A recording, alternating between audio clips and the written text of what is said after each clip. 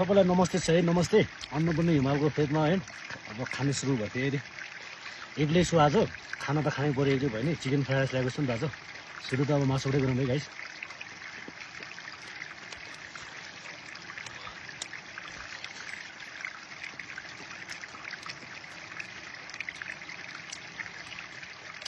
हजुर फर्स्ट हामी चाहिँ यसरी काटेर चिरेर सस हालेर राखेको थियो नि त, यसरी एकदम दामी मिठो भएछ। अनि भात चाहिँ मैले यसरी ल्याएको थिएँ यहाँ, फ्राइड राइस यसमा छ अझै है। अनि तातो छ कि यसमा त। अनि बाहिर निकालेर खाना थालेपछि एकैछिनमा सेलाइहाल्छ, लेग हो नि त है, सेलाइहाल्छ।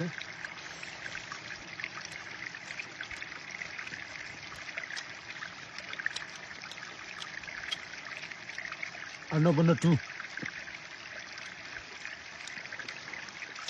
बाटो लागेर अलिकति ऊ भएछ, नत्र भए दामी देखियो। लसुन पनि राख्नुपर्छ, लसुन खोर्सानीसँग लसुन चाहिँ अब किन राख्यो भन्दा कहिले कहिले माथि लेकतिर गएर हाइ लाग्यो तबदेखि नै लसुन खानुपर्छ नि, ठिक हुन्छ।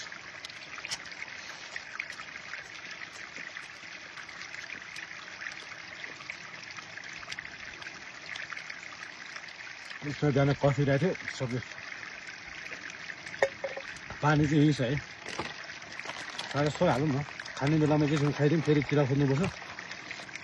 पाए नि नपाए नि किरा त खोज्नु पऱ्यो होइन। यत्रो टाढा आइसकेपछि त अब अलिक मेहनत त गर्नु पऱ्यो नि त है।